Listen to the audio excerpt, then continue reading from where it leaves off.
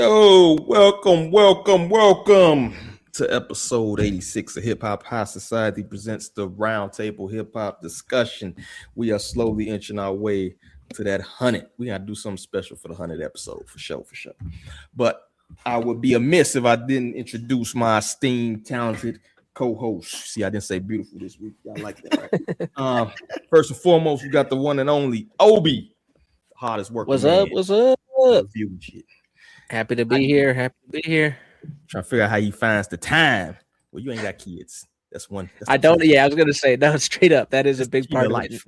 Not having kids, you just listen to music all day at work. So that's a guaranteed 40 hours a week, baby. I tell you, the time and money. I love you though, babies. I love y'all. But yeah, next we got the one and only of the culture, the sides, Lee. Good to see you. Yo. What's up, everybody? Hope y'all being good. And honestly, it's been kind of crazy out here. It was 80 degrees yesterday, and it snowed today, y'all. It was hailing during my lunch break. I was like, I'm gonna try something new. Nah, it started snowing. I'm like, I'm going back to the office. Like, ain't no way. No way. It was just 80, and I was sweating. Wow. That's that pneumonia weather. Fuck that shit. That's my ass to the dirty south. But literally, it's good to have you here in good spirits and good health. You feel me?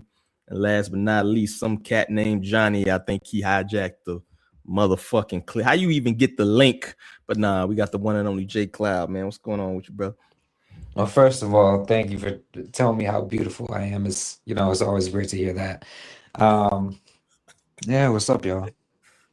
It's good to have you, man, bringing that music knowledge you got up in that brain, that Pokemon Go brain. But without further ado, let's get into the topic at hand. Everybody's been discussing 50 Cent, fifth, 5-0, drops a response to Jim Jones, Maino, Fabolous, and Dave East. Kind of hints at a future T.I. response. I think he called them the Cosby family and shit like that.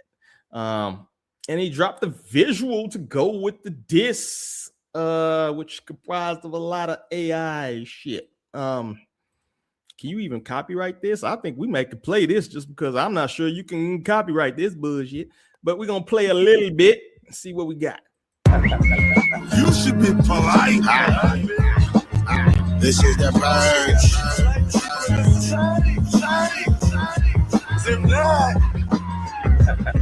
This is what happens tonight. Fuck you. And you don't even count, little nigga. I got a little bonus. No more tricks, no more trash. Niggas is pussy, I can see it in your eyes. A little preview, ain't gonna play too much, like I said. I ain't have to probably trim this shit later on. But you can peep, this shit is all AI. 5-0 says, y'all thought I was talking about the Cosbys. That's the T.I. reference, T.I. and family.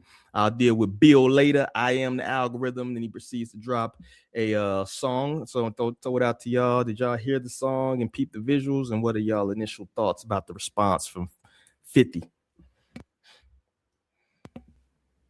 I did, yeah. I thought it was all fairly mediocre. I think I've said on the podcast a few times that this whole beef is kind of bores me, and I almost think this engaging and yeah, no, I'm not really personally, but I think this like engaging it and prolonging it is like kind of just made me roll my eyes, let alone the AI and all that other shit with it. Oh man, Obi's not entertained, man. I don't know, bro. That's not good. Anybody else? What y'all thought about it? It's giving promo run for both of them, honestly, at this point. And 50 is always going to be about the business and always troll with it, so can't be surprised at this point. And for T.I., it's kind of like, is this what you really wanted at this point? Like, was it worth it? Well, he didn't even respond to you. Responding to fucking that mate. That was what, 2 months ago, a month and a half ago, or something like that. Yeah. He kind of late.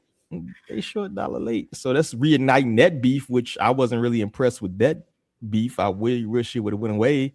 I know he's trolling Jim Jones with the whole "you ain't paying your rent" shit. Put everybody in it. What about you, Cloud, man? What you think about this joint, bro? Oh, you're muted. Is he still there? Birdman, still there? He might be muted. But yeah, man, I wish myself got in a real track together. Like that would have, like if this was a real video and I really felt that energy, that would have been better. Like Max B and 50 Cent. But what this was felt unimpressive. Well, apparently he put like a verse over old man. Somebody found the original track, I believe, and he basically put some bars over an old Max B track. If I'm mistaken, I'm sure somebody in the chat or something can let us know. But I think that's what happened, yo. So that makes it so that's like the epitome of laziness. You put some bars over a track that was already recorded. You fucking did an AI fucking video. You really didn't address anything in the beef. You just kind of did the intro was like fuck you, and then the rest of the song was just the standard braggadocious shit. I didn't really hear too many bars directed at anybody. I think you might call somebody a pussy or something, but a lot of it was kind of ambiguous shit that could have been done anyway. So I'm even. Some people even suggested that Chat GPT wrote the fucking song, right? I'm like, oh my God, this is just too lazy for, I think, somebody of 50's caliber, yo. If you're going to do something, do it right or don't do shit. You know what I mean? I think it's a mix of laziness and also just like Lee said, it's more of like a troll / he doesn't care anyway. Like, I don't think he cares enough to put in a real effort to write a real verse or make a real... I wouldn't be surprised if he barely made any of that. Does that make sense? Like he had an assistant do the Chat GPT lyrics, make the AI video, you make it all, and I'll post it up. I'm not even, he didn't. Maybe it took 2 months to make it or whatever the fuck it's been, like, for his assistant to make it for all I know. But I wouldn't be surprised if 50 didn't even barely touch that. Facts. And then on top of this video drop, and now you had Papoose jump into which I'm still a little bit confused as to why Pap is involved in this now. I'm just I don't know why. I mean, it was a pretty good track. I'll play a little bit of it. Hopefully we don't get dinged, but whatever. We in it to win it now. Agent Provocative. Hey, yo, 50, you a bitch, man. You can't bully no Brooklyn nigga. You are now listening to Fools? He was a crab in a barrel until Eminem picked him. Made himself famous by claiming he was a victim. His claim to fame was I got shot 9 times. But the truth is he only got shot 5 times. He lied because he wanted to get shot more than Tupac. Bro. You got shot. So who adds shots to the time they got shot? That's the weirdest crap. Is that true?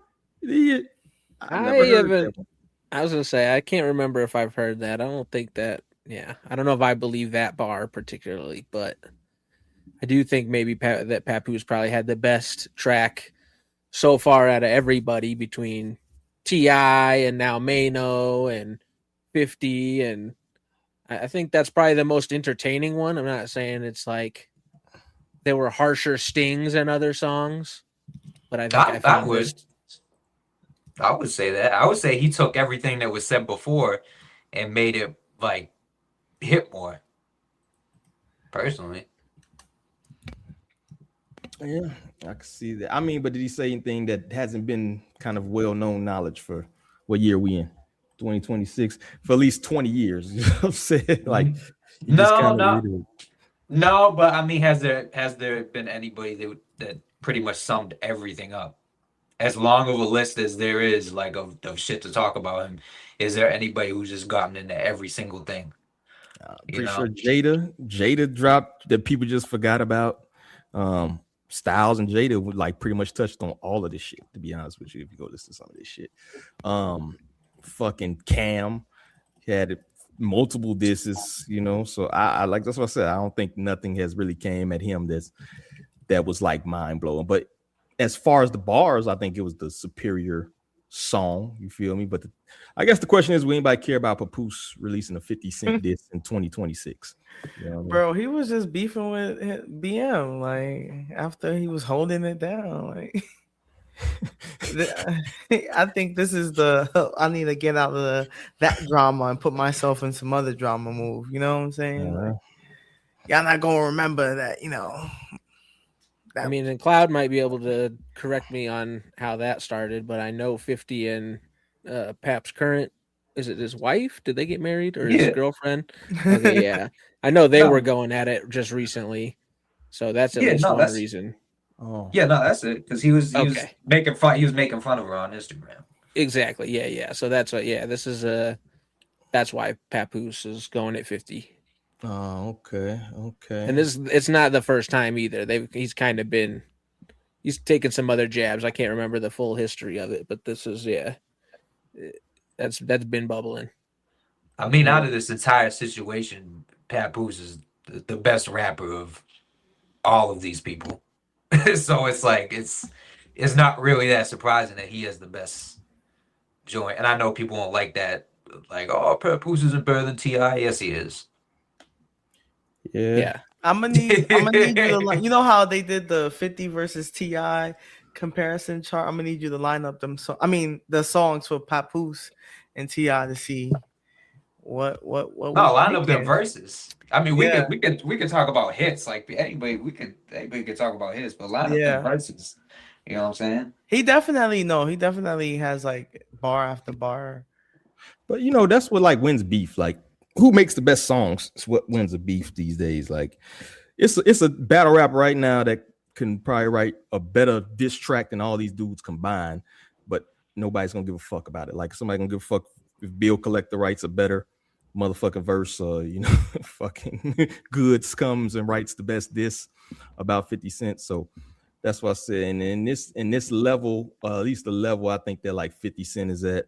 I like Papoose, but Papoose is not on the level of a 50 Cent. It's just not as far as visibility, right? And I don't think this is a bar battle. I don't think nobody's gonna be like who had the hardest bars. Maybe the people who love actual rapping and hip hop, but the general public, which is gonna be the majority of the 50 Cent fans, you know what I'm saying? The very gen pop, they're gonna be like, who the fuck is Papoose? You know, do I care about? You know what I'm saying? So I'm not sure that it's gonna have the effect that I think he might think it might have. You feel me? Hip hop heads will probably be like, yeah, the bars is better, but as who can make the better songs, you feel me? And that's what the thing with the Drake and the Kendrick beef was, right? People said that Drake make better songs. Drake has the hit. Drake's got the pen. He can make a better song that's gonna bury Kendrick. And in reality, Kendrick made the better song. He actually made the better poppy song. You feel me? So I'm not sure if that's gonna work for him. You know what I mean?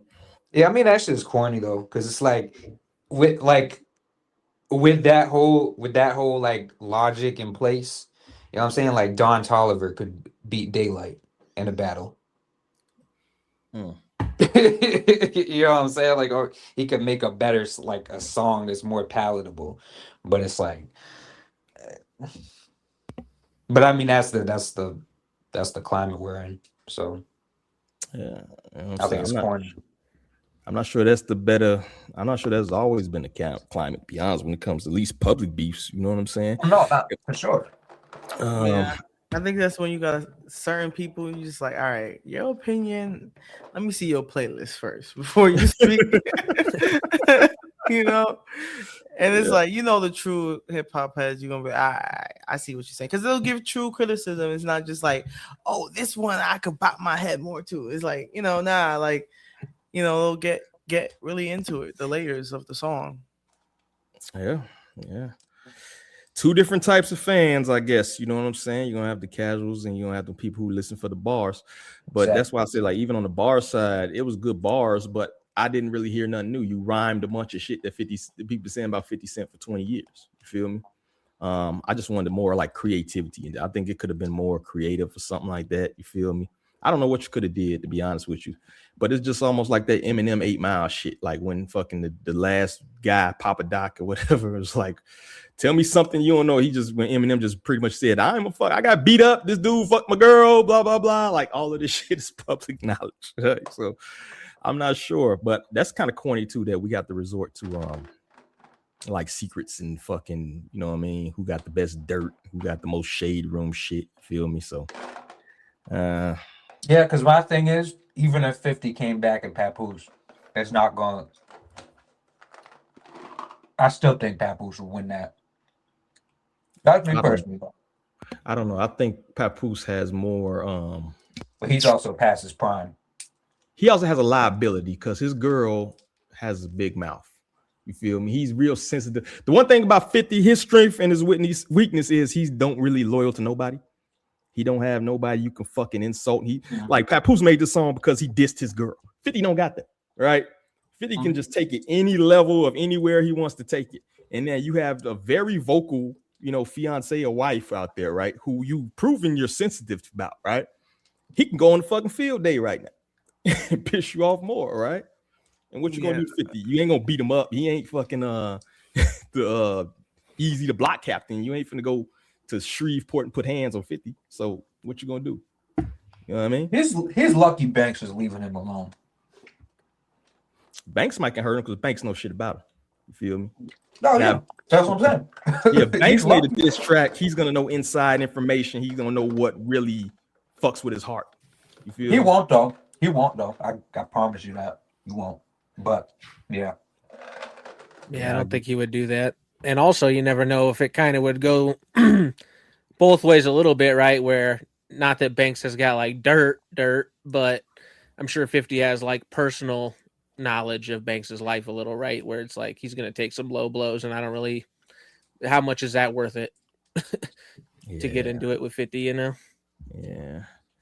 50 be doing a little underhanded shit, recording cards and calls and shit. Like that's what I'm saying. Yeah. He does like a lot of fucking, which is a good segue to this Ryan Clark shit. Let me play this real quick. The thing I would say about him, I would be uncomfortable being his friend. Oh, yeah. And however he feels about whatever people say about him, it is what it is. There is a large amount of people that he was once close to that he's no longer close to. And it's public that they have an issue because he made it public, right? He doesn't just ever fall out with people. 50 Cent doesn't get to a point where it's like our relationship is done. We've had what we had. We both respect each other. Let's walk away from it, right? There's always something else said. There's always something else that's made public or something else that has to be done through the media or social media. And I think that's difficult when you work with a person that's like that, because on this one hand, he's a genius, right? From creating G Unit to now these media companies to now meetings with Tyler Perry, building his own studio, all of these things. You want to be in lockstep with him from a business standpoint. The thing I would say about him, I would be uncomfortable. There you go. There you have it. I agree wholeheartedly with that. Matter of fact, take a yeah. I know you be saying some dumb shit sometimes, but that was on point. Yeah, that take goes back to your Banks thing, Jay. Fucking like it's hard to be this dude friend, I would think. He like, your gift and your curse, dog. You a lone wolf at the same time. It's like, bro, like he should have, if we think about the original G Unit roster, right? Banks, even if you put Game in there, if you want to put Buck in there, right? That roster alone would fucking send T.I. and his kids packing. You feel me? At least that's how I feel. You know what I mean? But it's like you don't have that. So now you got to deal with a Damani coming at you. Feel you got King trying to roast you. You feel me? You don't have that group of killers like you should have. You know what I'm saying? What you want to send Uncle Murder to do a wrap up on them or something? Like, you know what I mean? Like, I don't know, man. Your gift and your curse, dog. But it is what it is. What do y'all think about the little statement there? Should be some apprehensive, or even back to like a psychoanalyst standpoint. Is there something about somebody who falls out with somebody? What do y'all think about that? Somebody who always falling out with somebody. Like, is that yes, the worst people. Like how you got a different group of friends every few months. Yeah, that's too different crew. Yeah, that's the sign of a fucking weirdo. I mean, even look at the dudes that be like active for power. Every now and then he airing one of them out. Like, oh, bro. Little Meech catches strays. Little Meech. Okay. Even the other dude, what's his name? Michael or some shit. Oh yeah. Yeah, everybody. Literally everybody, bro. Like he's a motherfucker that if you want to rub elbows with him to get into the business, you can't tell him shit. Like, you gotta just let him talk to you all the time. You gotta be the quiet person that's cool. Yeah. because he will definitely use everything against you. Even like his old best friend Mayweather. Then remember they was motherfucking thick as thieves and fucking taking money pictures and shit. And then 2 weeks later they was fucking publicly beefing. You know what I mean? No, he told him to read the whole Harry Potter book, and I was like, nah. That still takes me out to this day. I think he asked him to read one page. I thought it was, Yeah, or something like that. I don't even think it was the whole fucking book. I could have swore it was one page. He said that shit, yo. What grade levels? Oh yeah, one full page. It's fucked up. But yeah, once you get to a certain extent of you just beefing with literally everybody, people who was your best friends, people who you was cool with, people, just everybody you beefing with, at a certain point, you're going to start looking like, particularly as you get 50 years old. What is 50? 50 is 50. You know what I mean? Like, bro, why can't you keep friends, dog? Like, what is wrong with you inherently, dog? Like, it's just not a good look, I don't think. You know what I mean? And even the trolling shit is starting to look a little corny, I think, to me. You feel me? I think that's something. So I don't know. I think you need to switch. I clearly don't give a fuck, but I think you need to switch it up, bro. I just don't think it's good look. But Maino went in the booth, says he wants to smoke 50 Cent new song, Bleed Like Us. How's it sounding? Play a little bit of this. Picture me being scared of a nigga that never shot nothing or killed shit. Niggas bleed just like us. Picture me being shook of a nigga that beat up old women and not men. They bleed just like us. Nigga, we don't believe you. You gonna have to prove it to me. Need more people. They bleed just like us. Boo-boo, you just a joke. Enough for all that trolling shit. I want the smoke. Enough for all the gimmicks and tries. Be on your top again. You was just a product of lies and strong marketing. Always seen a bitch in your eyes. You a comedian. You never took a life in your life. You was obedient. All right, 30 seconds. What do y'all? How's Maino sounding, man? I don't think he released the track yet, but no thanks. Yeah, I was gonna say. I don't know why He's there's not- 55 cents on the cover. That's the part that confused me right away. I don't It doesn't have completely the right change. Yeah, I don't completely like hate him. Well, I don't hate him at all. But I'm not like, you know, one of these people. Oh, Mayo's trash. Mayo's garbage. He's got some good shit, but this was not like. This wasn't it. Yeah. I don't even know if he got a lot of good shit, to be honest with you. I never was a big Maino fan, man. I think he had that more of that aura. You know what I'm saying? He was the beat motherfuckers up type of dude or whatever. I always thought he was kind of subpar as far as rapping. He is all right, you know. Yeah. But he came in an era where you ain't really had to be super nice. You feel me? Yeah, it was just like, all right, you know, you had a little 1-2. Okay. Yeah, that era, everybody was fucking going platinum. Baby D got a fucking hit. You know what I mean? So, any last thoughts on the 50 beef? What do y'all think is next to come? Will we get more tracks from any of these cats? I know at least 50. 50 is probably the big. We'll get a better track from 50. You think after people have seen kind of that the response to this track being released? Maybe something better. Maybe some of that old I smell. What do y'all think?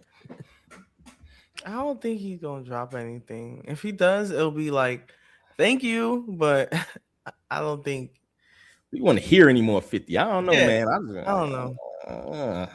That shit was weak. Those two verses that he dropped are fucking weak. Yeah. I told y'all this whole shit's fucking boring to me. I don't need anything from any of these people anymore. Everybody should thank 50 for the stimulus package. You know, shout out to that, and you know, whatever, back and forth. We could wrap it all up though.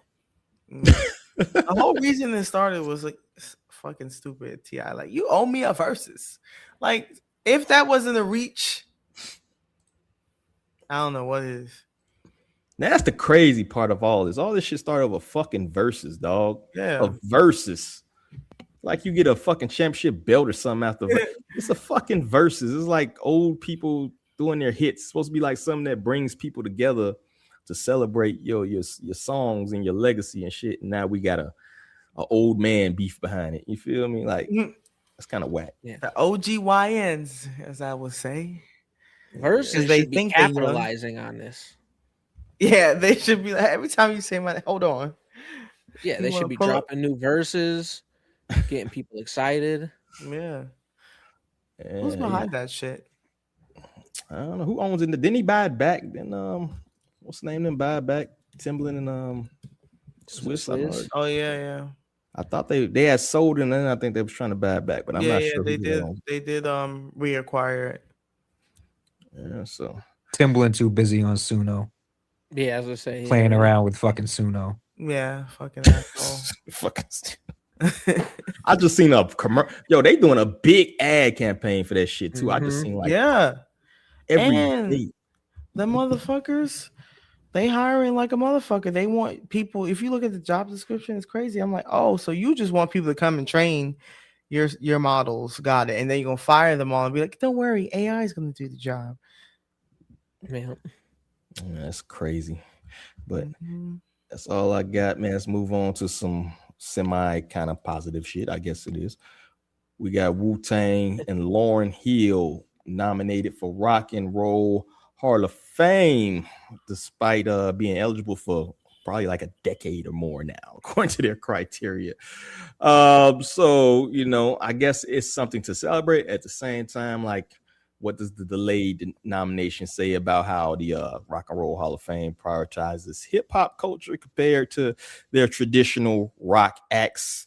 And should we even be celebrating anybody going to the Rock and Roll Hall of Fame? That's something that y'all think is you know, something that should be plastered? Is that something y'all even care about? You know what I mean? As hip-hop fans? There's got to be a fucking. I know the intention behind. What's his name? Was it Gene Simmons that said some shit? I know he was like, he's on some other shit when he was saying like, oh, stop putting rap in the Rock and Roll Hall of Fame. Like, I know he's got some other like underlying shit, but but still, but still, like, even the sentiment of that, it just makes you, because he said some shit like when's Metallica gonna go into Hip Hop Hall of Fame?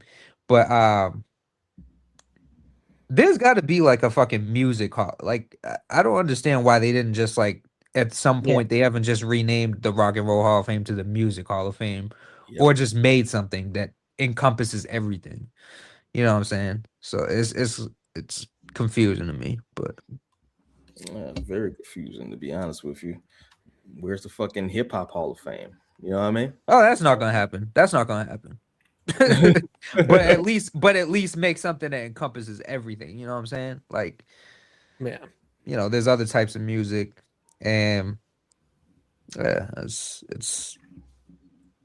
definitely people that can make it happen. Yeah, for sure. I know they got that the trap music thing. Is that still a thing in Atlanta? You feel me? I'm not sure. But I've always wondered, you have enough money being made in hip hop where it should be enough investors to actually do a hip hop Hall of Fame, I would think. Why that hasn't came to fruition, I have no clue. All these labels, all these people that got their hands in the industry, they could definitely do it because they all profit off of it, you know? Even if they have pop artists and other artists under their roster, hip hop is one of their big funders. So I also question, like, you know, why like Lauryn Hill gets put in separately despite like the majority of her career being with the Fugees, right? Do y'all think that's kind of a snub to them? You know what I mean? Is Wyclef in the Rock and Roll Hall of Fame? I have no clue. I didn't look it up. That's a good ass question. If somebody can. Yeah, if he is, then that makes sense. Yeah, but I mean the Fugees as a collective, like, because they've done that before, where they put one maybe person in and then have, all right, as a group, y'all come in. No, he's not. I don't think so. Yeah, because it would make sense. Like if they put Wyclef, then they're not gonna like throw Praz in there. They're just gonna put Lauryn in. You know what I'm saying? Praz got his own. Bro. He got some shit. No, he got some shit going on where I don't think they want to put him in there. So yeah, I don't know, man. I always feel like they try to uplift Lauryn Hill's legacy way above the Fugees, when kind of the Fugees to a certain extent put her on the map. You feel me? And she really only had the one CD. She really only had the one great project. Don't come at me. I see y'all getting ready with your Twitter fingers and shit. It was a great project. It was one motherfucking project, dog. You feel me? You said Wyclef isn't in there? Nah, You said Clef isn't in there? No, apparently Clef's not in there, dog. I didn't see. It said that he was should have at been in there before the her. ceremony to like that give was 100% someone for him to be an in there. award. He should have been in there before her. Yeah, for sure. Yeah, he didn't steal anything for his album. He got inducted into the New Jersey Hall of Fame. I guess it counts for something. Hell yeah! Shout out to New Jersey, man. My country, New Jersey. That's what they saying. You gotta have some kind of Haiti key to the country or some shit. You feel me? Something along that lines. Yeah, but they still are, I guess, voting. I don't know how the voting system goes or whatever. You know what I'm saying? I think it's Who more. the fuck is voting? Who? Yeah, that's my question. I think it's a fan vote for the rock and roll what Wu-Tang's in. If I'm not mistaken, it's like a fan voting thing because I saw it said like 200 and they were trying to surpass someone else that's like 250,000. Oh, that's like some whack shit. Yeah. And even that, if I'm not mistaken, so I remember going through this last year with some friends that were watching a band that they love. But it's like all that votes, I think, counts for one vote still. Like That's the crazy. fan vote is one vote still for the whole. So if you get voted by fans, that's one against however many votes are in total for the, Yeah. I just looked it up real quick. There's like a voting body of like artists and other music industry folks, and then the fan vote is one. That's crazy though. That doesn't even count for a lot. Yeah, it's like, like who are these 1,200 people that are deciding over the fans that probably put in way more votes than they do? Yeah, journalists. Gonna be journalists mostly and shit like that. Wu-Tang receives 2026 nominees: the Black Crowes, Jeff Buckley, Mariah Carey, Phil Collins. I would have thought he would have been in there already. Yeah, Rich, Lauryn Hill, Billy Idol, INXS, Iron Maiden, Joy Division, New Order, New Edition.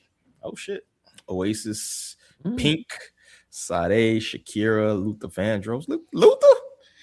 All right, and Wu-Tang. That's kind of a crazy fucking list of people who have kind of nothing to do with each other. It should be the music hall. That's what I'm saying, man. Yeah. Well, this is their way of trying to be inclusive, I guess, but not actually changing the name to be for what, like y'all said, it should be music. Yeah, because that's insane. That's an insane list. Fucking Mariah Carey and the Black Crowes on the same with Sade and Shakira. All righty then, and Luther. All right, you know what I mean. It's kind of crazy too. They waited so long, like to change their criteria. Some of these people ain't even with us no more. You know what I'm saying? Like, it's gone. You feel me? So it's kind of whack. Any last thoughts on that joint though, man? Before we move on. Yeah, personally, like the Grammys, I don't give a fuck about the hip hop or the Rock and Roll Hall of Fame. I almost fucked up big time right there. But no, fuck the Rock and Roll Hall of Fame. I could give a shit less. They didn't even start including hip hop until 2007. It said it started in 1995. It's like went a solid 10 years disrespecting hip hop, not giving a fuck.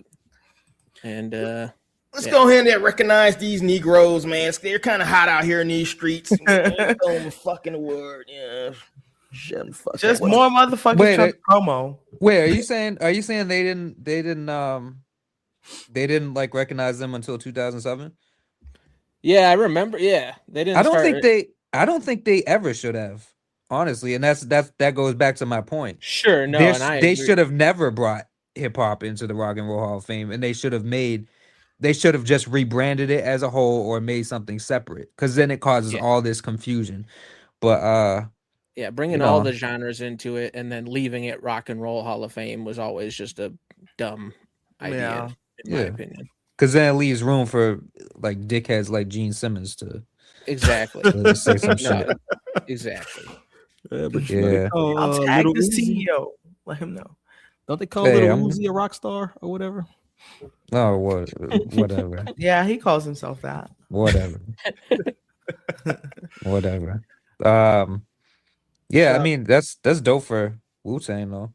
Shout out to Boogie Blade. Who gives a fuck about a goddamn Grammy? Flavor Flav.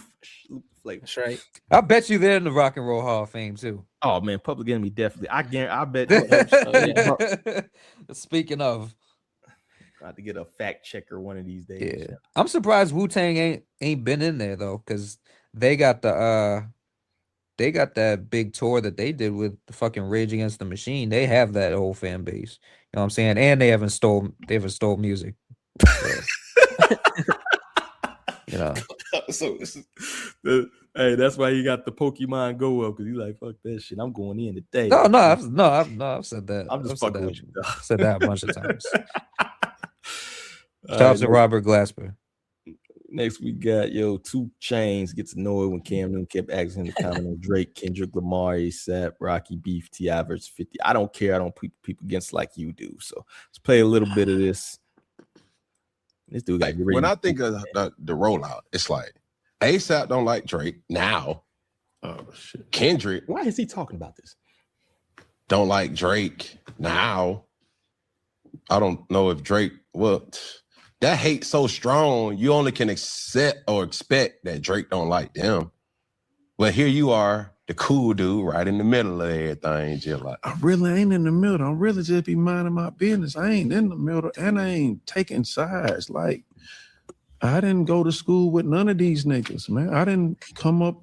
I'm not from, this is like, to me, the industry is like school. Like, once you get into some of the mess, it's kind of school-like stuff. But, like, I met a lot of these people as grown adult men. Some of them, you become more family and brothers, and some of them you don't. But I've been moving around long enough from the streets and hip-hop to know that sometimes it's best that you just mind your business and you don't speak on other people's relationships or anything like that. And that's just how I've been moving. I never really, I really listen to. And bro, I'm sitting here talking to you about it, bro. You don't put me in a trap. I'm so goddamn ain't studying it. I'm just like, oh yeah, I ain't even peeping at this person on. That's how I don't care. That's how much I don't care. I'm telling you, oh yeah, I'm telling you how the song came about. You like, nah, nigga, I done put you in the blender. But I'm trying to tell you, bro, how I don't even be caring. Don't even be bothering. But is it not awkward though? Being a rapper in this climate. How is it awkward? Because now it's almost like you got to choose a side.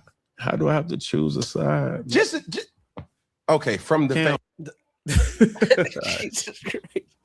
Bro, he forcing it. He really tried. He really tried to get something messy out of him. He's so lucky 2 Chainz is like such a nice guy, because people would be like, what the fuck are you talking about? Like, I'm not involved in any way. Is this like is this him all the time, or is this like a character? I think Cam Newton is a character in general. Yeah, the whole. I just don't. I feel like this is a persona or something. Like I don't believe this is like a real person. Persona. I don't believe this he is really a real like person, this, bro. I'm not even gonna lie to you. I really think he got like 7 baby mamas with 8 women. Like I think he's really like this. Like you're not gonna have. There's no way that you'd even have one baby mama acting like this. Nah, he got when you face 5 and got $1 few million, I think you could probably have many baby moms as well. I don't know. I feel like this is enough of a fucking deterrent. Nah, this behavior. To deal with this for a listen. Yeah, he's a problem. When the one he got now, I just know about the femt, because she's just kind of bird brain ish, so it kind of makes sense. Yeah. Yeah, but fucking he's telling. Is this what like journalism is now? Is this what, or is this just to this persona, like you said, dude? Because I've seen a lot of clips like this where it's like every time somebody goes on, it has to be people that's not even involved with that certain beef. It's just like you just happened to did a song with. So how do you feel about Drake and Kendrick Lamar beef? You know what I'm saying? Is that what is going to, or does you have to do that to get that little clip? Maybe you just do it once and you get the little clip and then you move on. But does this need to happen now? Right? Do we need to resort to this type of shit? I don't think so. If it was like, fresh off the battle 2024, maybe even early 2025, but like fuck that. 2 Chainz has dropped music, that you could talk about. There's so much other shit you could talk about with him to get engaging topics. But this seems to be the most clickbaity thing, because I feel like people in the entertainment space, they got this list and they're like, who have we not gotten an opinion from yet that has went viral? Let me check. Oh yeah, we got one from 2 Chainz. Check him off. Who's next? You know what I'm saying? That's what it's giving. Like, who hasn't spoken on this topic yet that we could stir some shit up with? Mm-hmm. Yeah, I agree. I would hate to even have a song with one of them cats now, just because you're going to be asked about it. And Chainz, he probably don't even know Chainz had so many projects released in the past year. You know what I'm saying? That Red Clay joint, I didn't even see no promo behind it. And that was a dope project. He just be vibing, bro. He just be vibing, dropping some vibes. Like, yeah. So, and my thing is too, is like, yo, Cam Newton, dog, you a quarterback, dog. You throw a football for many moons, bro. Why are you even talking about hip hop? It's so many people kind of out their element. You feel me? That it's weird. Like, you got the Hawk Tour girl interviewing fucking like CEOs of, like, what the fuck is we doing these days? Like, I don't understand. I'm so fucking, maybe I'm washed, dog, but I'm confused as to what the fuck is going on and why certain people are interviewing. Like, everybody doesn't have to create content, bro. And if you create content, do it within your realm of expertise. You know what I'm saying? Fucking talk about a damn a drop 2 coverage. That's why I want to hear Cam Newton. I want to hear Floyd Mayweather talk about boxing. You feel me? I want to hear Phil Jackson talk about basketball. I don't want to hear fucking Cam Newton talk about bars and six. Can he write a 16? You feel me? It's just, I don't know, dog. I'm fried. Yeah, you had me at, I don't want to hear Cam Newton talk. End of sentence. You got me. They cloned Cam. I mean, that'd be a waste of money, dog. I don't think you need to do that. I think you go to Alabama and find like 3 more Cams, dog. But yeah, I want this to go away forever. Whatever is this is a pod, like if this is with other people, whatever this is, I want it to go away. It's fucking him talking shit and interviewing people. How much of it is the artist to blame, though? Do we have to blame any of these artists for going on? Should some of these artists stop, refuse, or turn down some of these gigs? You feel me? I think they just get it. Like, they get it through like management. Like, oh, Cam Newton like wants to sit down and do an interview with you. I don't think they actually like keep up with this shit. I think they just know the name, and then they get there and have to deal with this nonsense for 45 minutes. Yeah, I mean, you got 2 Chainz is almost 50, right? So he not grew up, but he obviously like is a fan of Cam Newton as opposed to younger guys. So I'm sure he went onto that off the faith of knowing him as a player. And then it's like, what are we talking about? And which is probably why he had patience for him. It's just like, I'm not even trying to disrespect you because I respected you as a player. Exactly. Now you're doing too much. Yeah. Yeah, I mean, 2 Chainz is 10 years older than Drake and Kendrick and was pretty much like entering his second career when those guys were starting theirs. It's like, I'm on a different age and wavelength than those guys. What are you talking about? I have to pick a side. Like, that's what he told them. He said, you need to pick it feels awkward. You're going to have to pick a side. No, I don't. No, I don't. What are you? He literally made insanity. It awkward. Yeah. How could you not pick a side? Like, it's the fucking North and the South. Like we in the Civil War or some shit. You know what I mean? Yeah, for a battle that's almost 2 years old now. Literally, like, what the fuck are we talking about? Yeah, actually, it's about that. Like that. It's like drop. April, I think. Yeah, right. Yeah, the first thing dropped this month. Literally 2 years. Well, it's saying that interesting enough, a little off this, but it's kind of they saying Future got a verse on Iceman's with the new thing I seen going. So maybe that's one of the last or the start of the white flag. I mean, the peace treaty or whatever the fuck, the truce, right? Because that's kind of the thing that kicked it off, right? Was the Kendrick's verse on the Future song. So, well, I mean, just the other day, Drake was mentioned Schoolboy Q in a little snippet or whatever. So I don't know if that's talking about he might give Q a verse because he ain't getting paid like that or something. You know, that's his not a quote, problem. but That's his problem. And then they're gonna be like, "Oh, why are people dissing him now?" Because look what he did. And another snippet, he's talking about Serena Williams again. Like, yeah, bro, just let it go. Yeah, bro. That hurt his little heart, man. It hurt his little fucking feelings, dog. And it's just so unbecoming to see like grown men like drag out beats for like years. At a certain point, you gonna pull up or you go about your life. It's like to throw shots for like, particularly when you got your ass handed to you, right? Those shots for like years afterwards is kind of like some emotional bitch made shit. You know what I mean? So I don't like it.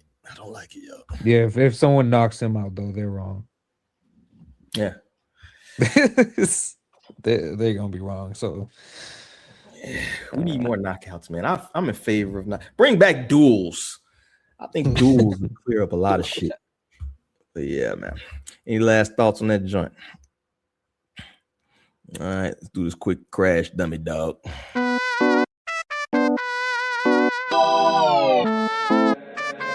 Hey, Dad.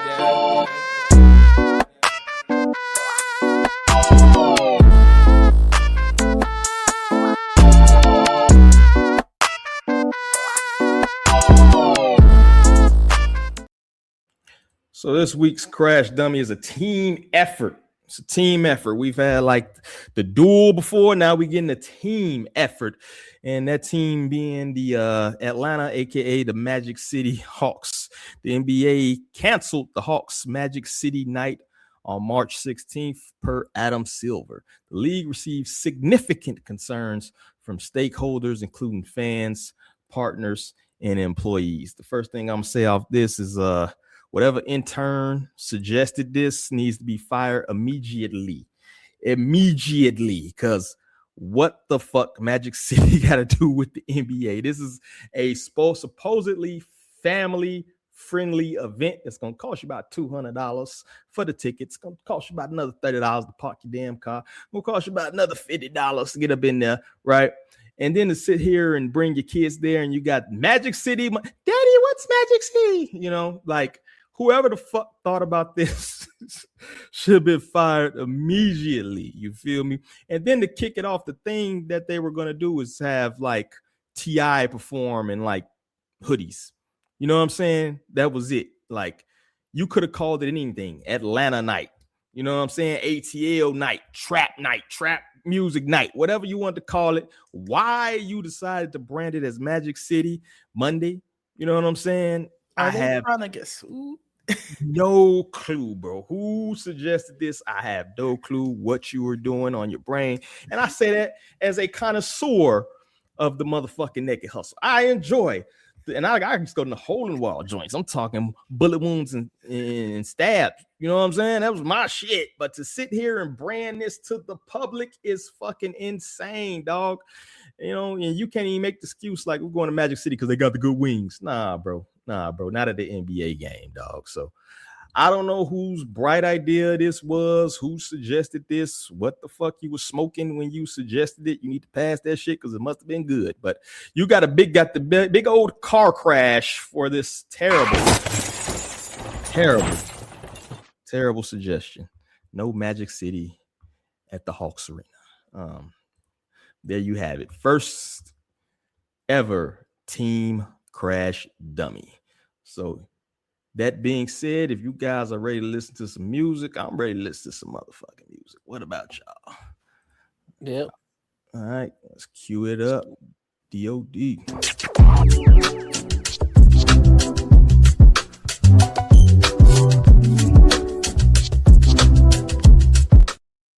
This week we have a track from the artist Teller Banks, produced by Ed Glorious, called The Wolf, from his project The Wolf in the Wall, which was released last year.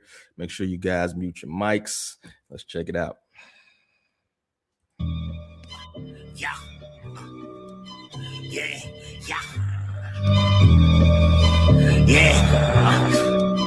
Yeah, hey, yeah. Niggas want the motherfucking wolf. All hail the motherfucking wolf. All hail the motherfucking wolf. It's the motherfucking wolf. Nigga, it's the motherfucking wolf. Nigga, it's the motherfucking wolf.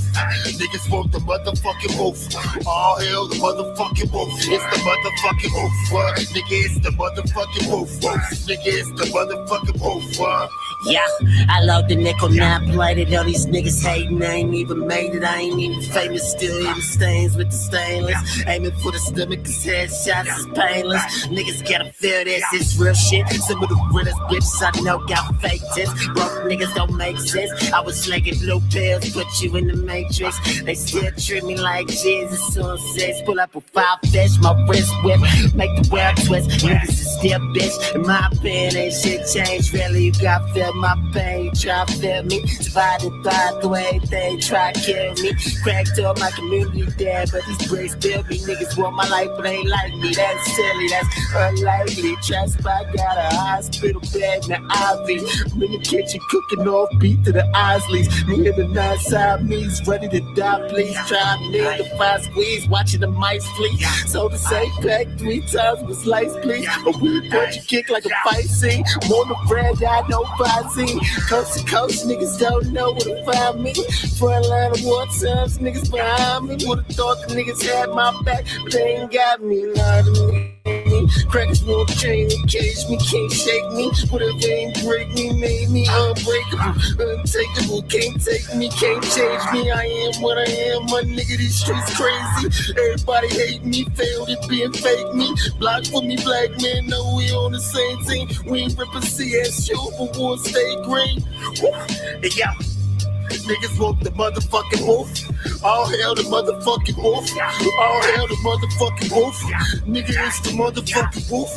Niggas want the motherfucking wolf. What? Nigga, it's the motherfucking wolf. All hail the motherfucking wolf. All hail the motherfucking wolf. What? Nigga, it's the motherfucking wolf. Nigga, it's the motherfucking wolf.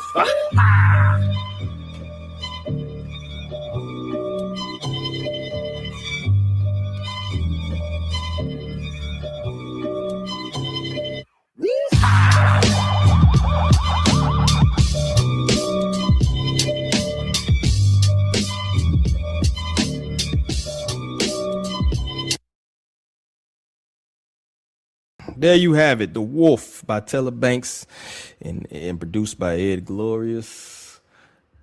So who are we starting? Who's on the clock first? It's going to be a surprise. Obi. Oh, no, it's me. No, I don't mind. That's cool. All right, so this is it was an interesting one, right? Because actually last year I reviewed a Teller Banks album. I brought it up so I could remember the title, Drugs. And I gave it like I liked it, but it wasn't like a high review. But I was super back and forth on like that and Going Higher, right? Like it was just an album I was kind of mixed on. But there were things I really liked about it. And this song I really liked. This is a big thumbs up.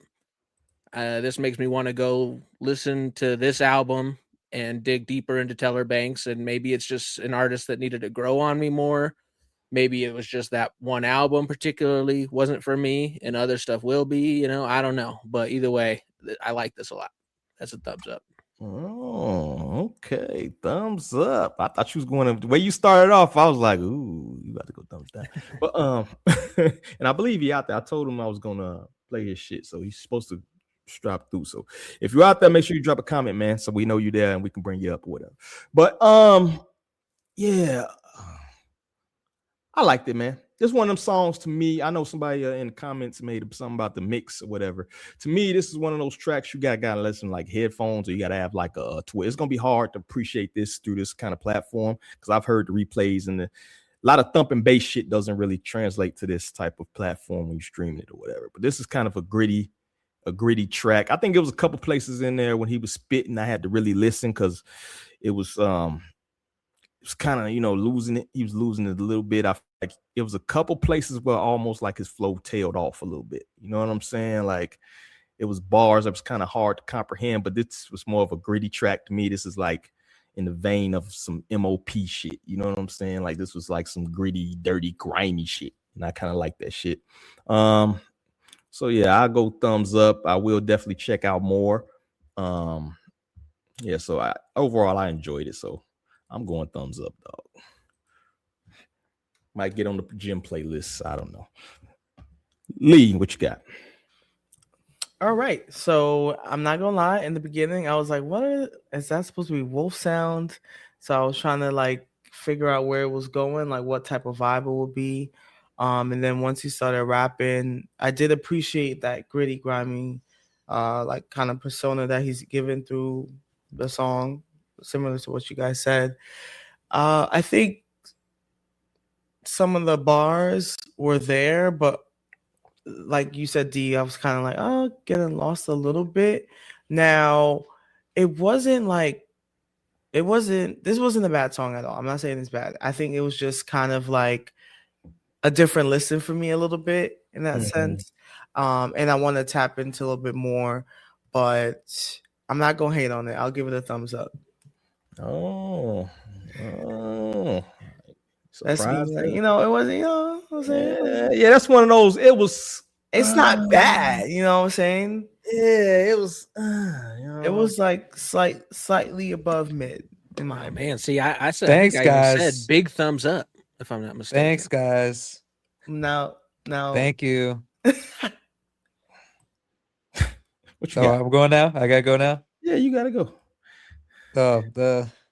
Thanks, guys, for leaving me hanging. I thought I already know. was I I to the usual. Yeah, I wasn't a fan, man. I'm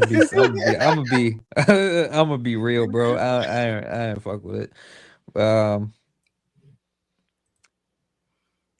It's different. I'll give it that, but I mean, different ain't always good, man. And I mean, maybe he has other shit I fuck with, but yeah, this ain't really doing for me. And I know about him. Like I've heard some other shit that I also wasn't really like fucking with. I don't know. I mean, he's got I hear it, like his style. I hear there's people that like that. Right. There's people that like that. So it's like I get there's a place for it. It's just I'm just not one of those people. That's all there is. That's all it is. Hey, fair enough. Yeah, everything not gonna resonate with everybody. Like I said, this track was I linked to it. It was better than not. You feel me? Like I said, I think the production, like I think somebody said, I liked the production. I liked the gritty shit. It was enough to win me over. You know what I mean? Like it wasn't no blowing away. The bars didn't blow me away. The hook or nothing. You know what I mean? It just was a grimy track that I liked better than I disliked it a little bit. You know what I'm saying? Yeah. So yeah, that's kind of what I'm going with. I agree with the comments too. It's just like right there. Yeah, right there. Like sometimes I'll review some shit and I'll be like, it's like a 5.5 or a 6 type. You know what I mean? That little shit. You feel me? So yeah, I appreciate. Wasn't that close for me? We had one big thumbs up and we had one big thumbs down. So there you go. You know what I mean? Yeah. But since we got mostly up, no one knows what it means, but it's provocative. It gets the people going. So yeah, we appreciate that, man. Appreciate you sending.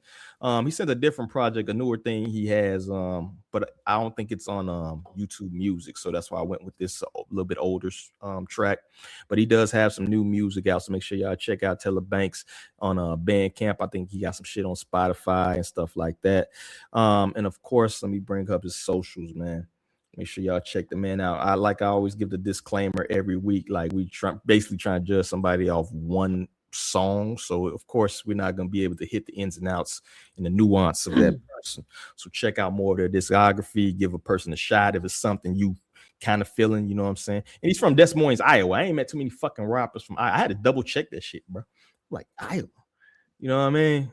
So yeah, check his shit out, man. Like fuck my opinion. I'm one person. Yeah, definitely. Go check him out, man. Listen, I went to go to this project and I see he got a song called I Don't Think We're in Brooklyn Anymore. So I'm gonna just go listen to that one after to see if I like it more. Yeah, I like to pick random songs. Be like, okay, let me see. Yeah, definitely. So, and if you're out there, I think there's a couple comments in here. Shout out to Boogie Blade, man. He says delivering voice wasn't doing it for me overall. Decent track. So, yeah, I think he kind of feels like all of them said, kind of like iffy as far as this track. But appreciate you, man, dropping comments and staying in tune with us. Any last thoughts on that joint right now? Teller Banks, salute to Iowa, the mean streets of Iowa. I've been to Des Moines. They get busy. You wouldn't think Iowa is the way it is, but let's go ahead, go real quick to this quick comedy break. Get us a little break, man. Maybe y'all laugh at this shit. I don't know, bro. Let's pull this up, bro. Never give up your dreams, kids. Oh shit. Isn't any sound on this shit? But y'all remember my man's with the spinner. It says unmute. I'm trying to unmute, dog. Oh, it won't sound. But y'all can see the spinners. The spinners be spinning. All right, but yeah, it's not. We got technical difficulties going on. Whatever.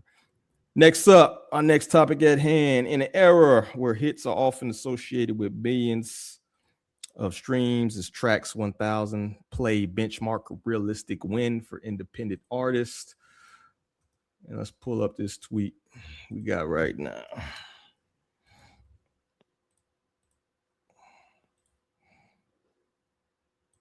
If you are an independent rapper and have over 1,000 plays of a song without any playlist, you should consider that a hit. So my question to the panel out there, and it's good because we got a couple people who done dropped some tracks, right? Is 1,000 plays to you a win for independent artists, or is the bar too low, or who gives a fuck about plays? You know what I'm saying? What do y'all think?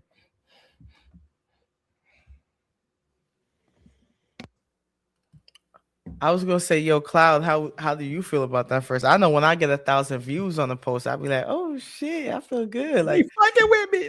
Right. In my head, I'm like, imagine them in the room. That's a lot of people. Shit, it's crowded in here. I need to go. Actually, hold on.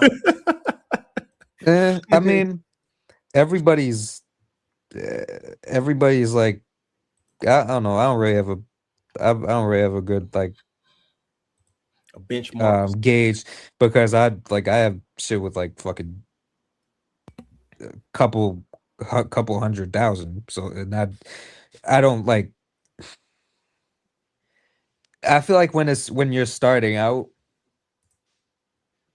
yeah, but it's like that should be I kind don't of know, a quick benchmark to somewhat not quick, but I mean it's a doable benchmark for sure. Yeah, it's so hard. It's so hard to gauge that though, because it's like, first of all, the music industry is like changing constantly, but it's like nowadays I'll see people be talking like big shit like on Twitter and Instagram like they're a fucking star, and they'll have like 26 like monthly listeners and shit. Like, I'm just like,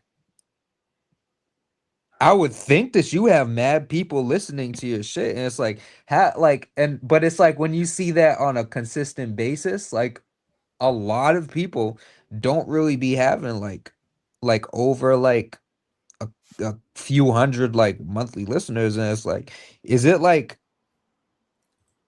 that hard to like gather listenership? I don't think people promote their shit, because I've heard some shit that's like super duper dope and like they don't promote it. A lot of creative people, bro, especially when they're doing everything on their own, they don't really promote their shit. They're creatives, right? They drop shit and they go about their day. It's a whole different set of people who promote shit, and they had to have like almost an autistic brain, like, because you gotta just keep pushing this one thing and pushing this one thing and pushing this one thing. That's like suicide to a creative. Like, you would hate to imagine as a creative person, you gotta like keep performing the same song or keep, promoting the same, or basically go up into places and almost beg people to listen to your shit, right? So a lot of people are good at creative, but they're not good at like promoting their shit. So I've heard a lot of dope shit that just kind of sit there at like 500 plays. You know what I mean? Yeah, but it's like I've seen people that do promote their shit, and it's like, And I'm talking about people who do shows and all that shit, and they I be chilling. It's like, and I'm just using myself as like a benchmark. Like I be chilling. I don't be like, bro. I pop out like once a year, and it'll be people that I'm like, you should have like the way I see you promoting yourself, the way I see you working. You should have more. You should have bigger numbers than I do. And it's. I don't know. It's like, what does it really take to get like people tuned in? And it's like I feel like there's not really a definitive answer anymore. Yeah, I think I seen one of them like Marlon Craft's recent joint drop. It was like 2,000 views or something on YouTube. It wasn't nothing crazy. You feel me? He just got featured on a big promotion. So I'm not necessarily of the thought process that means like success or failure, right? I mean, if you're sitting at zero, nobody listens to your shit. That's one thing, right? But if you have like a dedicated 1,000 people who gonna play your shit no matter what, right? We kind of judge each other by like the casuals, the people who might hear something hot and just play it and then never come back to your shit. But you have like 1,000 or 2,000 people that are gonna spin your shit no matter what, gonna push play on your videos, gonna leave comments or whatever. I think that means more than an arbitrarily pay number. You know what I mean? Like how many people press play? Somebody press play and never listen to your shit ever again. You know what I mean? Oh, that's most listeners. Yeah. That's most listeners. That's why there's such a big drop off. And people get hyped over like vanity shit, like, oh, I got like 10,000 like monthly listeners, and then by the next month they got like 14. Yeah. That's another thing with consistency too. If you're not consistent, you may get that one thing that bumps up, and then everything you release afterwards. I've seen that happen too. Where somebody might have a viral moment, didn't follow up with it, and now it's like everything is sitting at norm. So the algorithm be algorithming, dog. If you don't consistently drop shit, it's gonna fuck you up too. You know what I mean? Let's see here.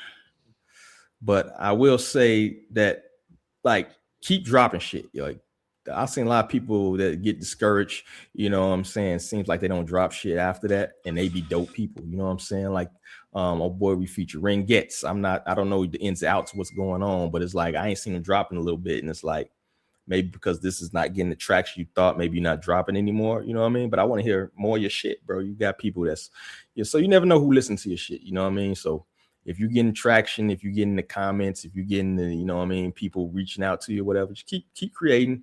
If you really dedicated to it, it'll eventually pay off. Like, I don't prescribe to that notion that hard work don't pay off. You feel me? I do think it pays off in the long run. It's my 2 cents. There are also very third spaces to get music played. And that's true. Club, lounges, etc. Hit the streets too. You feel me? It really does work. Old school. Don't you want to get approached by them people in the mall all the time? You got to convert that though. You got to convert that, because that's the thing. People will do it. People will do a show, and unless you give them like a card or something or a piece of merch or something, they're not gonna go out of their way to like go and search you up on Spotify unless you put on like a fucking unless you were doing like mind-blowing shit, like the music that you played did like was fucking like incredible, which is that's not common. Yeah, that's true. Or even just feeling like you connected to that artist. People don't realize, like, when you feel like you have a connection, that person knows you. You know what I'm saying? Y'all have a conversation. You know, smoke a spliff with this motherfucker. You're like, yeah, they might throw your music on more. You know what I mean? They might recommend it. You know what I mean? Might spin it. So it's something about being personable. You know what I mean? Being sociable. That mysterious shit ain't always, you know what I mean, end all be all. You feel me? Actually, fucking be a person somebody likes to fucking hang around. And maybe people spin your shit more. You know what I mean? But any thoughts on that joint? Or any last thoughts, I should say?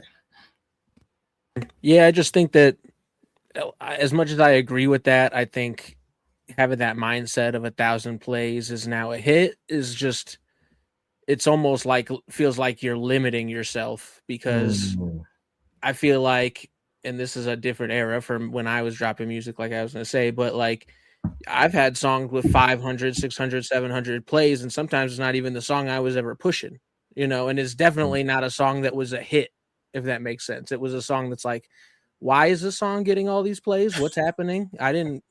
This is not one I've posted anywhere or done anything about, so and then even that, it's like, again, don't stop at 1,000. You need to get to 10,000, or like, that's the kind of mindset you need to have. It's not 1,000 is a hit. It's that I need 10,000 1,000s then, or I need 10,000s, or you got to stack those higher. You got to be aiming. It's good to have those bars to hit, but also, if you're really trying to get out there, you got to have higher bars to reach for, to be honest. Yeah, it's a good sign. It's a good signal that, hey, this has potential, and let me keep going. And what did you do with this song that you could recreate with your other stuff? Is it really just the promo behind it that really helped push it there, or is it that, hey, yo, you actually took your time with these bars and elevated them, so you need to continue to do so? Yeah. I Converted say into again. 1,000 album plays. Yeah. You need 10 million. Oh, look You at need this. 10. You need Look at this. 10 million. If you don't have 10 million, you're nobody and you're not a real artist. That's right. Yep. I will say too, we to kind of like on the opposite side of that, right? Have somebody to like listen to your shit and give you like honest feedback. Have a team. I've had shit that like legit promotional people have sent us and shit, and that shit is like, what the fuck? And I know you spent some bread to get this promoted. You feel me? So, and you can't make a first impression, right? So if just make sure your shit, if you something you're gonna push or whatever you think is worth pushing or whatever, make sure it's good. Cause I've heard some shit be like, I never want to hear this person ever fucking again. You ever hear a track and you could probably have some dope shit years later, got better, all that. But when you hear certain shit, you be like, nah, I ain't never ever. I see that name. No, like to drop that. So make sure that the shit is good. You feel me? Make sure that if it's something you're gonna actually put some effort in promoting, you feel me? That make sure it's some dope shit. You feel me? Yeah, that almost happened to me with YG. He was tooted and booted initially, right? And then when he came back out with My Crazy Life, which is a great album, I was ready to be like, I'm not about to listen to a YG album. I don't know what tooted and booted you're talking about. He ain't like tooted and Thankfully, booted. I did. No, I He don't. ain't like No. tooted and booted. I'm good on tooted and booted personally. Pause. There might just for Dell. I'm gonna pause that because I don't know. Oh man, yeah, I wasn't feeling tooted and booted, but that was kind of a TikTok-y before TikTok-y type of song. But yeah, all right, that's all I got, man. Any last thoughts on that joint? All right, pull up the second joint we got. Let's see what we have here. Trap Lord. Oh shit. Everybody's favorite artist. Sexy Red got Shawn Michaels dancing. Y'all told me Sexy Red run was over.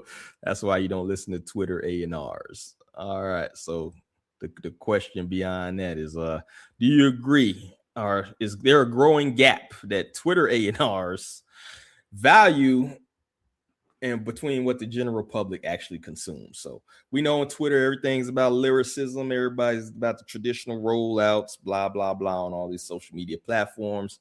However, if you go a large part to certain areas and certain places, and I've seen this myself, they actually playing a lot of the people that motherfuckers say is garbage, bro. Like real shit, like the Sexy Reds of the world, et cetera, et cetera.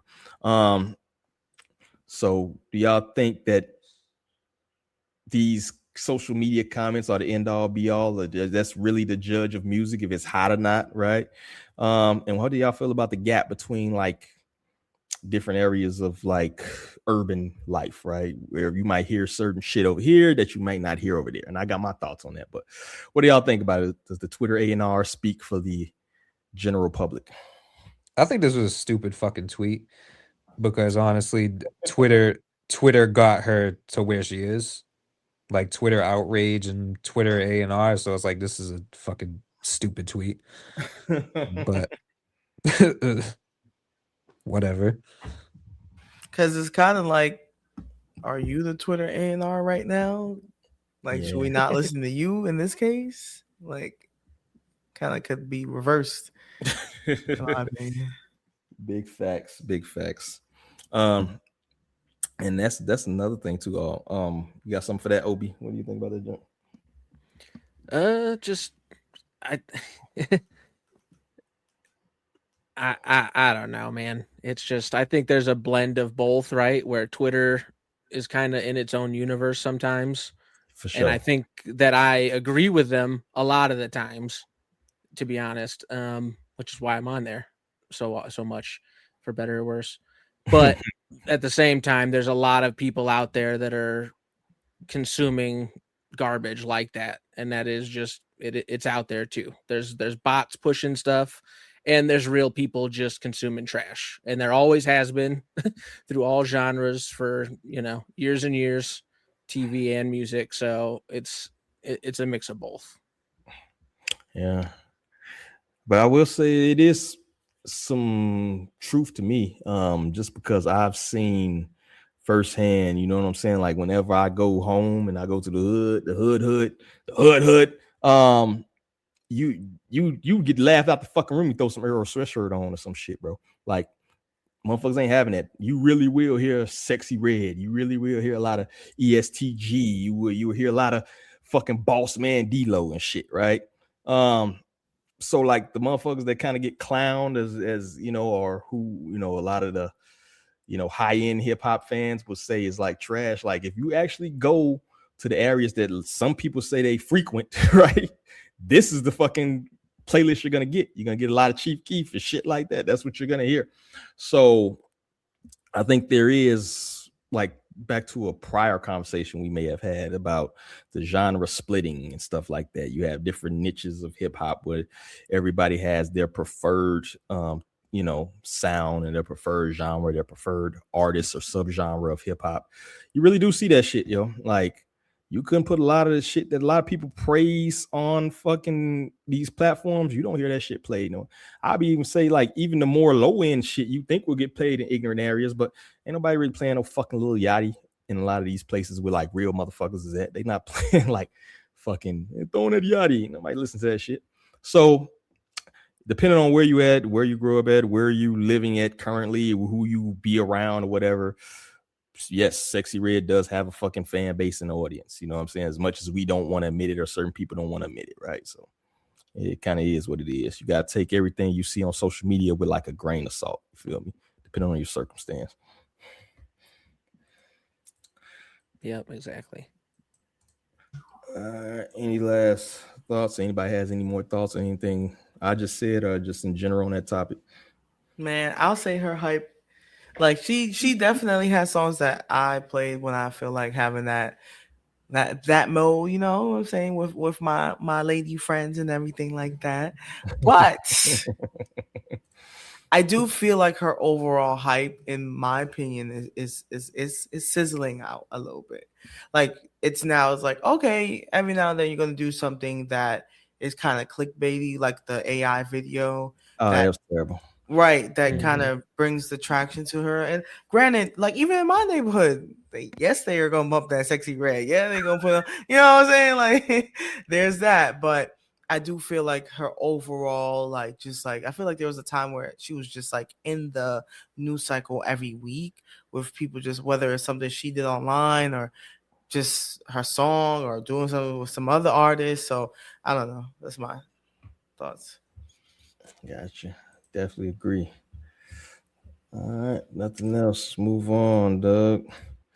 LC, not Elise or some shit. I think that's how you say it.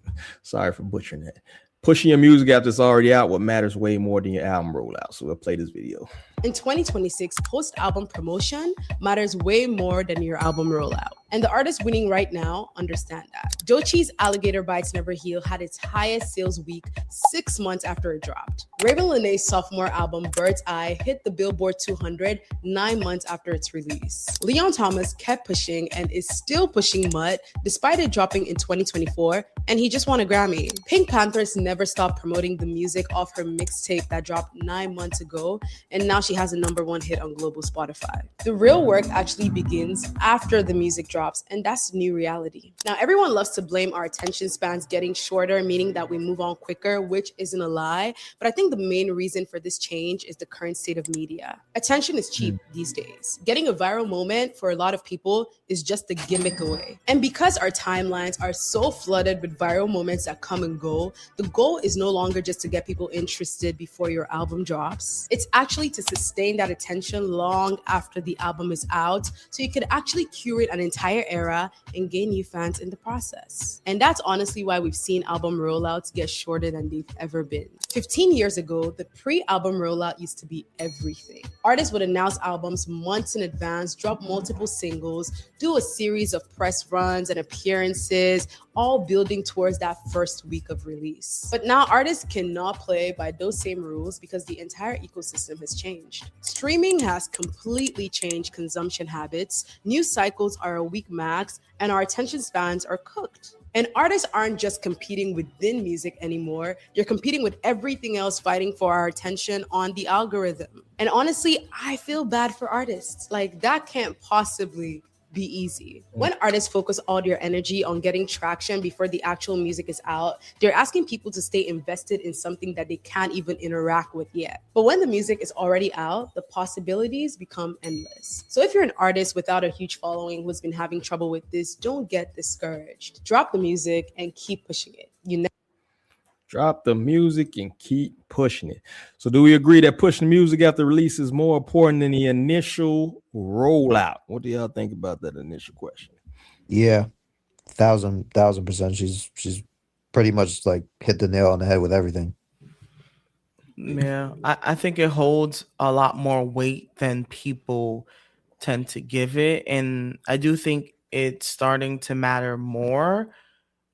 In my opinion, I want both. I want the pre-rollout and the post-rollout. I think you should drop 1 or 2 singles, maybe even 3, depending on how many songs you got on there, and should do the interviews, leading up to it. And because there's I know we're going to touch on it, but there's some other people that drop shit. And it's like, bro, I didn't even know he was dropping. You are not the person that could do that. It depends on who you are. So I do think it needs to be a balance between both. If you just got one budget, you need to split it between both and maybe figure out, all right, maybe it's not an even split. Maybe it's 30% budget on the pre, 70 on the post, because you need to get people to continuously listen to that project, not just the first week listen. Yes, those numbers matter to who in the label decides that that's the big thing and people that are fans that care about numbers, but overall it's the week over week success that matters a lot. Facts. Yeah, no, I agree completely with Lee. That was the only thing I disagreed with in that video was I understand the idea behind saying that a week is the, what I don't remember what phrase she said, but she was basically saying do a pre-roll out for about a week or whatever. I'm more with Lee, where I think a little bit more of an extended and, give people some time to know it's coming is good. But 1,000, like Cloud said, 1,000% post is, you got to keep pushing it. I totally understand the thought process behind, like, you drop some music and maybe it's not getting the traction you thought it was or different things like that. But like, you got to keep preaching your own music to new people constantly. And then, and it sucks to even have to do that while you're working on the next thing and thinking about the next thing. That could be tough, but that really is the game. You got to just keep telling people, keep shouting out your own stuff and keep building and rolling like that. Yeah. I mean, I know the issue behind it. I know why people don't do it, because it's like when people gear up to drop something, they put all their energy into it. And let's say they even like do a whole bunch of promotion beforehand. They release the project, and it's like not that many people give a fuck, honestly. Then it's like, and then that's just like a fucking blow to the ego. And then it's like, exactly, what's the fucking point? Like, that's the entire reason people don't do like post release promo. And it's like, you got to be a certain type of person to power through that and just like keep like pushing your shit. But it's like, most the reality is most artists aren't built like that, and this shit's gonna eat you up. Yeah. No, exactly. That's like even for myself, I would release music and you'd push it a little bit, and it's like, yeah, if you weren't getting like the type of reception, or eventually it's like either way, eventually you feel like you got to move on, right? I got to start recording and writing the next stuff. I got to start promoting that stuff and making the art ready. I got to start doing so, and especially like when you're a lot of smaller people, it's like you might not even have a budget. You might not have money to give to somebody else to help you spread the word.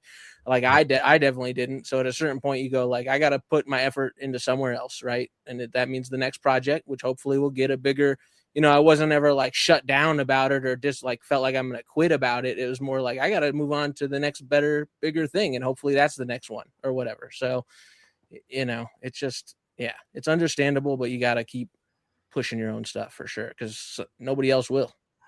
Yeah, and sometimes moving on to the next thing isn't the best answer because that could have been the project that did it for you, and you just didn't put anything into it because you didn't feel that instant gratification. That's right.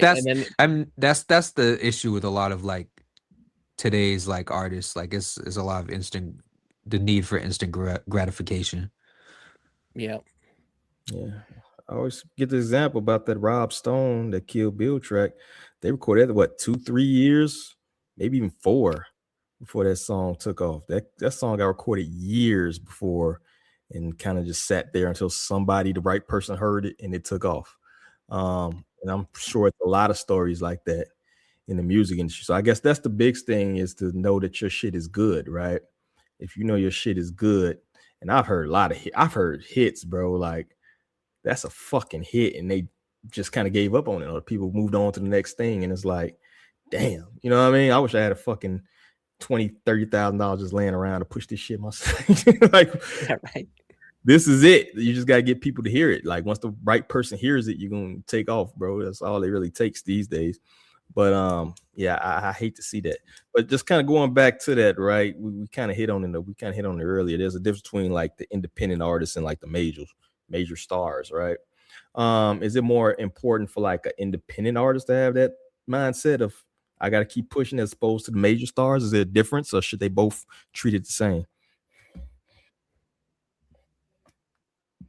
I will argue they both got to do it, because even the mainstream artists suffer when they don't do the pre and post roll, in my opinion. Yeah, I know we're gonna hit on it a little bit later, but yeah, that's what people are trying to say about like the ASAP Rocky shit. Like it's a project you dropped and then you just. That's what I was about to say. Said if there's any mainstream one that I'm thinking of off the top, it's that ASAP that kind of, I don't want to say came and went, because the music was still good, I thought, and like people are still listening to it. But as far as like, I mean, they cranked up that promotion 1 week before, or whatever it was, 2 weeks before it dropped, and then it felt like that promotion cranked right back down. Yeah, he definitely flopped on the post promotion for sure. Like, because there's still some songs on there that I listen to, and I'm like, bro, if he would do more for it, like visuals. Yeah. Well, I think he dropped like those weird VR videos for almost every song, like immediately. But so then it's just like, okay, well, that's every song has a video right now, and they're all in this weird VR view mode, whatever those were. So you're talking about Rocky? Yeah. I think anybody who was gonna listen to it, ASAP Rocky album, already listened to it. I don't think anybody missed out. I think he's popular enough to where you don't really need to do that post promo. That's fair. No, that is fair. Yeah. I don't know, bro. Promote that shit. Drop some visuals. Give us some visuals, bro. Like, yeah. Do some like cool shit, like for the people that fuck with it. Yeah, I agree with that. Yeah, definitely. If you got the budget, man, I think visuals is a powerful thing that has kind of fallen by the wayside these days, between the fucking shitty AI videos and people just not want to spend money on that anymore. They feel it's not worth it since we don't have like these 106 in parks, and you know what I mean? So spend some money on some visuals, man. Like that does kind of help the project. That is good to see the visual. I think it still is something that's of value in 2026. You feel me? It ain't gotta be no high end shit. You feel me? So even just not as promo, just as like, you know, just as art. yeah, you know? feed your fans, feed your base, bro. They like Yeah. to see that shit. All right. Well, I guess this is a great time to move on to the next topic, almost last one. Speaking of ASAP, 2 reasons. So the original post, nigga, that ASAP Rocky album was here and then vanished. Holy mid. Motherfuckers got a mid infatuation. That's like the almost overused word of fucking the century. Yeah, because it actually doesn't even mean bad. So because most things are mid. 2 reasons. No hit song prior to album releasing. Rockies didn't. All right. Didn't have a narrative that could be sustained over 8 to 12 weeks. They blew their marketing budget trying to make the drop seem bigger than it was numbers wise, but unsustainable long term. If he sold slightly less, but there was relevant pieces of information being drip fed to the audience, see Clip's album last year, this narrative wouldn't exist. Now people think an album is mid because nobody's talking about it a month later. I mean, it's a lot of things that contribute to that last tidbit. It's not just that, but I think the part I want to talk about is a little bit different than what we initially talked about in the prior thing. There wasn't a quote unquote hit song, I don't think, from that ASAP Rocky wrote out. Normally you have a song that at least have the potential to be a hit. I'm not sure you really got that. It was just more like a solid project. This song is cool type shit. So is it successful to have an album cycle without like that pre-release hit? You know what I mean? Has the streaming era made the lead single more mandatory than ever? So is that part of the reason maybe it wasn't well received is because there was no certified hit on that album? What do y'all think? Maybe. I don't think there was like an intention of I think he just made an album and put an album out. It's kind of like the Jack Harlow album that's coming out tomorrow. Yeah, that's and there's no song or anything out for it, and that kind of lines up with what I've heard about the album to what kind of album it is, to where there's like there's not like really any commercial what's the word this last shit was very pop. He had a lot of Yeah, that's not the route he's going. If what I heard rap is bag. Yeah, compromise. There's no like commercial compromise. That's the word I was looking for. But yeah, and I don't know that to be the same case here because I didn't listen to that shit. But yeah, I think he just made an album and just put an album out. I don't think there was like supposed to be like a hit or anything like that. And so you think he wasn't trying to have you think ASAP didn't think one of those songs was a hit on that album? No, I mean, he didn't have a single or anything. He just put the album out. I think he does try to like he does try to like go for that artsy type of shit. I don't buy it. It don't really like resonate with me, but I think he goes for that. You know what I'm saying? Where it's like all the album's an art piece. Like you gotta listen to it as like a complete thing. Like there's no commercial aspirations for it. Like that kind of shit. But you know, this is what happens.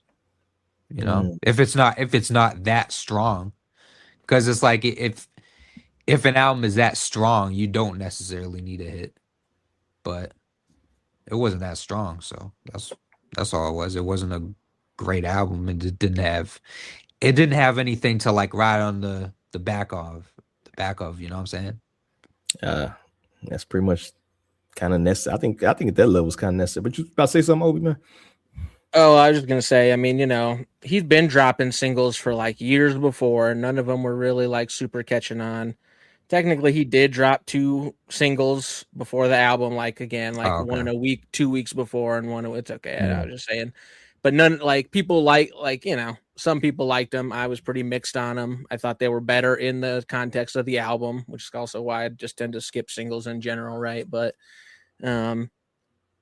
yeah, it was just it's interesting for an album that also has like a Drake diss on it and stuff like that. It is interesting to see the conversation go away so quick. I think it's because of kind of what Cloud said. It's like for Rocky fans, the music is good, but even as a Rocky fan, I don't think it's like great. So it's also interesting to see that tweet compare it to the Clips album, which I thought was like, that's a terrible example of comparing them, because Clips had a great album and it did stretch out for multiple weeks afterwards and like made a big impact. So like it was just, yeah.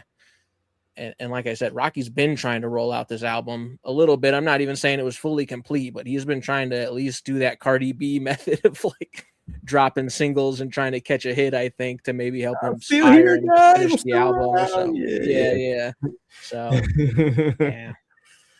But I think it's similar things for what Thug did a hit come off that Thug album, and it pretty much went mid, right? Now that was really a mid diss though. That shit was hot garbage. Who is Johnny fell out. Also with what was the other one? 21 Savage, right? I don't necessarily. Yeah, they're just botting all his numbers. So I don't necessarily think it was a terrible album. I listened to the album fully through. It wasn't nothing to write home about, right? But it's some shit on there I think could possibly be a hit. Sure. I'm surprised they didn't do a fucking video with him in the Lotto joint, unless I missed it. You feel me? I don't think so. No, I didn't see anything. He barely promoted light with the videos on that. Yeah. And then now it's like you bought it so much that it's like ruined the reputation of the album that like people probably would have thought was fine. Like if you'd have just, no. Yeah.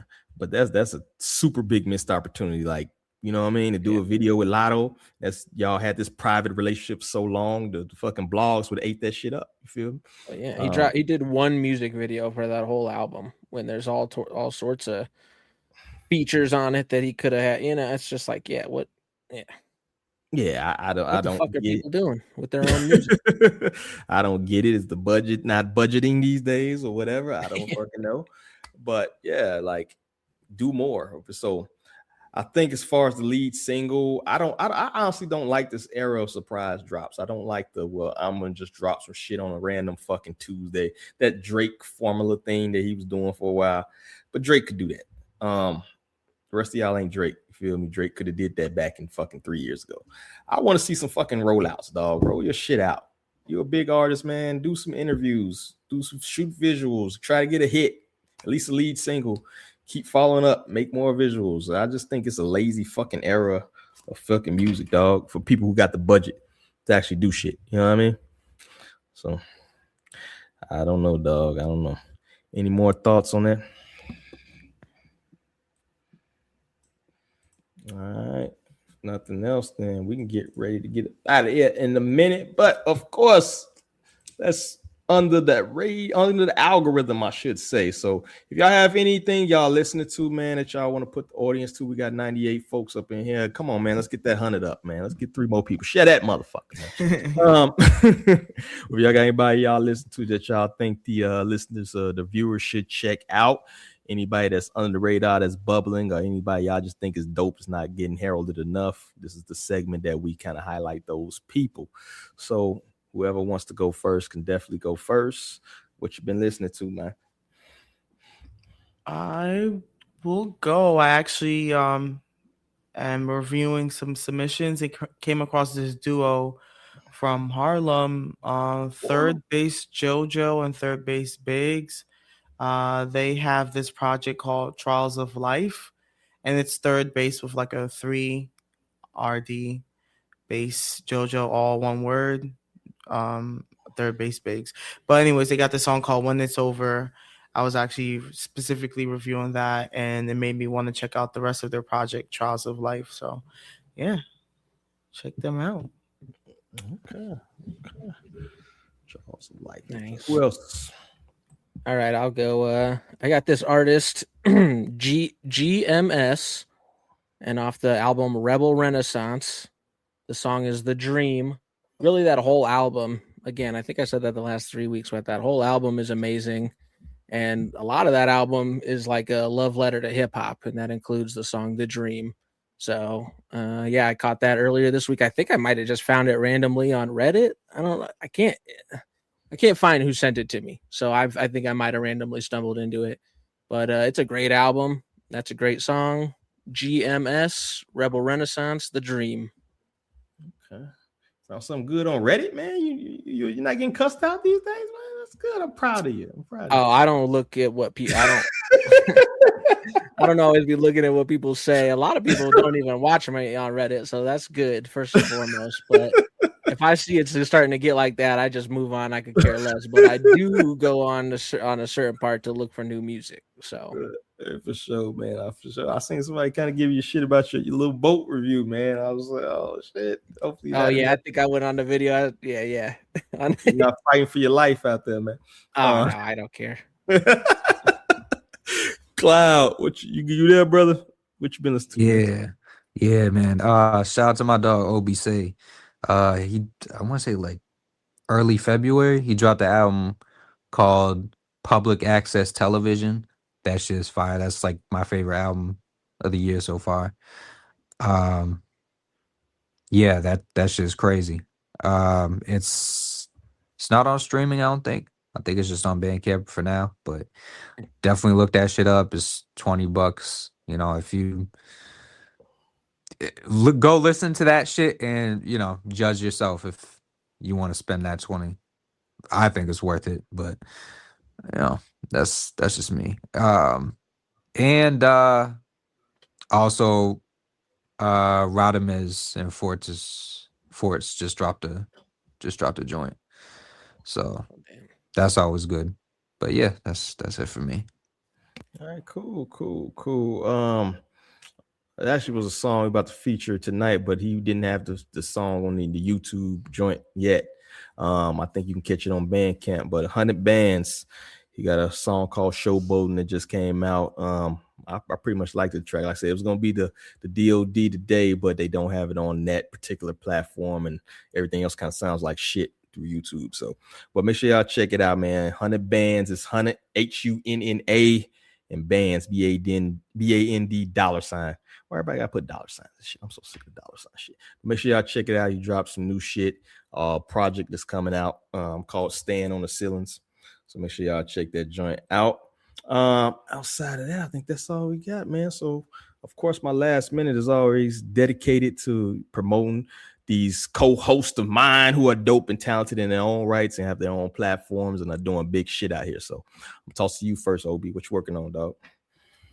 You know me, just endless reviews. It feels like I got a lot of requests kind of backed up, but I think I'd rather be backed up on requests than have none and have nobody give a shit. Right. So I appreciate everybody for being patient with me, for getting them out too. I try to not like drop too many a day. Like, you know, it's like you want to let everybody have their moment, but also you're trying to like keep up with people that are giving me, and I can get through enough albums that you can do more than one. So anyways, I'm just saying, I appreciate everybody being patient.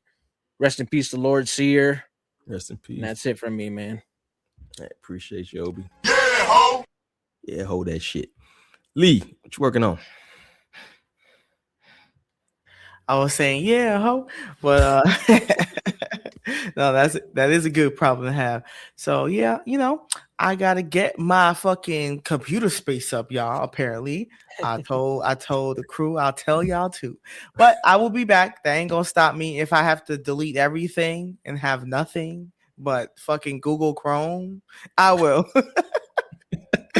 And if y'all see me with a PC, don't fucking judge me because Apple's pissing me off. That's all. That's my little rant. If y'all feel me, y'all better like and repost this episode. Apple be charging us too much. Repost the episode. You know it's true. Fuck Apple too. Yeah, ho. Yeah, ho.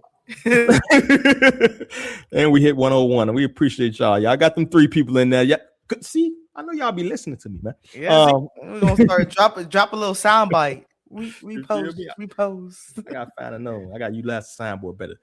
Jay, what the hell you working on, brother? I know you working on some shit. What you got?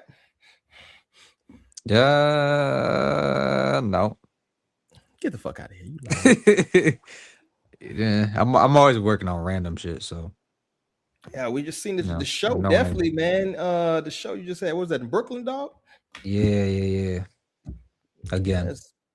On the ones and twos. So shout out to Jay, man. Always working. He's a modest man. We let him be Yeah, modest. it was a dope show too. Shout out to Brain Orchestra. He's dope for those that are familiar. Him, DZ Finesse is dope. It was a whole dope lineup. So, but yeah. Next time I'm trying to set something up in LA, so I'm gonna head out there and do something. Okay. Get the motherfucking travel miles up, homeboy. Yeah. Appreciate you coming through, man. Blessing us with your presence and your knowledge, brother. Take you a homie. And as for me, I'm just working on this shit. You know, I'll be up to midnight as usual, doing some shit. You feel me? Team no sleep. You feel me? But we got to keep it pushing. So we appreciate everybody that tunes in and checks out the review, checks us out on the podcast, argue with us on these videos about, how this should be a 10 instead of 8 or some shit or whatever. But it's all in good fun. It's all great. That's what we do this for. The main point is for y'all to check out the actual music and check out the artists. And so we take it in stride, man. But we appreciate everybody that checks us out, whether you're saying nice shit or saying fucked up shit. We appreciate it either way. But that's all I got, man. So on behalf of everybody here, on behalf of the panel, on behalf of all the crew in the background putting in work, man, that's all I got. So I got to say, peace. Intrigue.